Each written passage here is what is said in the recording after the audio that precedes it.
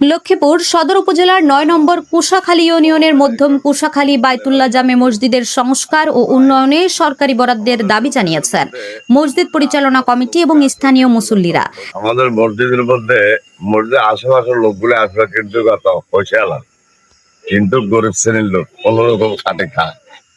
তবে আশেপাশে যে লোকগুলো আছে মসজিদের, হ্যাঁ, এরা সহযোগিতা যখন চাইছি বা ইমাম সাহেবের জন্য এবং মসজিদের জন্য যা পাই।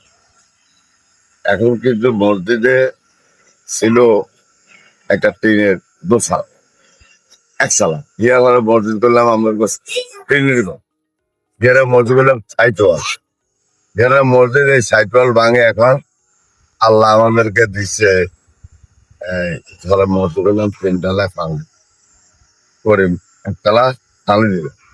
এখন মসজিদে কিন্তু আসলে তিনতলা করে একতলা ছাড়ে দিয়েছে, কিন্তু মসজিদে এখন অনেক কিছু বাকি আছে, যার কারণে মসজিদের মধ্যে ধরেন ওয়ারিং, এই বিল্ডিং এর ওয়ারিং বাকি আছে, ওয়ারিং করতে হবে। এই বিল্ডিং এর আস্তর বাকি আছে, এই বিল্ডিং এর আপনার ওই ছাত্রের উপর লিন্টারের উপর যে যাত্রীগুলা ইটগুলা যেমন এগুলা লাগতেছে, হ্যাঁ।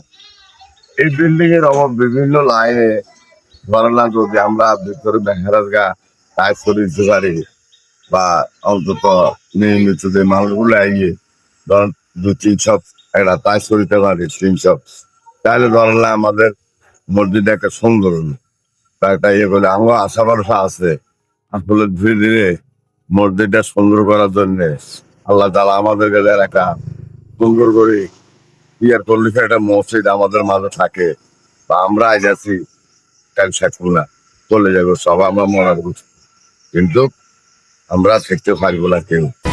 HM Expert B500 CWR স্বাধীনতার সুবর্ণ জয়ন্তীতে নতুন বাংলাদেশ গড়ার প্রত্যয় HM স্টিল। বা কোনো আল্লাহর এক বন্যা বা কোনো আল্লাহর মুমিন যদি আমাদের কাছে আসতো, তাহলে আমাদের মসজিদের জন্য অনেক একটা দান দিলে হয়তো একটা মসজিদটা। তাদের দাবি, প্রায় ২০ বছর আগে বিএনপি সরকারের আমলে তৎকালীন সংসদ সদস্যের উদ্যোগে ২ টন চাল বরাদ্দের মাধ্যমে মসজিদটির কিছু উন্নয়ন কাজ করা হয়েছিল। এরপর দীর্ঘ সময় ধরে মসজিদটির জন্য উল্লেখযোগ্য কোনো সরকারি বরাদ্দ বা অনুদান পাওয়া যায়নি। ফলে প্রয়োজনীয় সংস্কার ও উন্নয়ন কাজ এখনও অসম্পূর্ণ রয়ে গেছে। মসজিদ পরিচালনা কমিটির সভাপতি আতারুজ্জামান এবং সাধারণ সম্পাদক আবুল কালাম আজাদ জানান, ৪ তলা ফাউন্ডেশনের উপর নির্মিত এ মসজিদে প্রতিদিন বিপুল সংখ্যক মুসল্লি নামাজ আদায় করেন। এছাড়া বিভিন্ন এলাকা থেকে যাতায়াতকারী পথচারীরাও এখানে গাড়ি থামিয়ে নামাজ আদায় করেন। কিন্তু আর্থিক সংকটের কারণে মসজিদটির প্রয়োজনীয় সংস্কার কাজ সম্পন্ন করা সম্ভব হচ্ছে না। তারা জানান, মসজিদের সামনের অজুখানা, অভ্যন্তরীণ অবকাঠামো এবং ভবনের বিভিন্ন অংশে জরুরি সংস্কারের প্রয়োজন রয়েছে। স্থানীয় মুসল্লিদের সহযোগিতায় কিছু কাজ করা হলেও অর্থের অভাবে অধিকাংশ উন্নয়ন কাজ এখনও বাকি রয়েছে।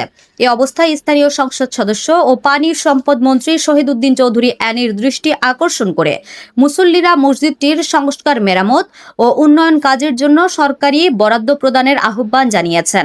তাদের আশা, প্রয়োজনীয় সরকারি সহায়তা পাওয়া গেলে মসজিদটির অবকাঠামোগত উন্নয়ন সম্পন্ন হবে এবং ধর্মপ্রাণ মুসল্লিরা আরও সুন্দর পরিবেশে ইবাদত করার সুযোগ পাবেন। পাশাপাশি এ দাবির প্রতি ইতিবাচক সাড়া পেলে সরকারের প্রতি কৃতজ্ঞ থাকবেন বলেও জানিয়েছেন তারা। পানি উন্নয়ন মন্ত্রী এবং আমাদের ভাগ্য ভালো, লক্ষ্মীপুর থেকে উনি মন্ত্রী হয়েছে। আমাদের যদি একটা মসজিদের জন্য উনি আগে আমাদের দলের 2 টন সাইজ দিল, মসজিদে উন্নত আছে, তার দাম আছে। এখন যদি মানে মন্ত্রী সাহেব যদি আমাদের দিকে তাকা, তাহলে আমাদেরকে মসজিদটা কিন্তু এই মসজিদে উন্নত হয়ে যাইব।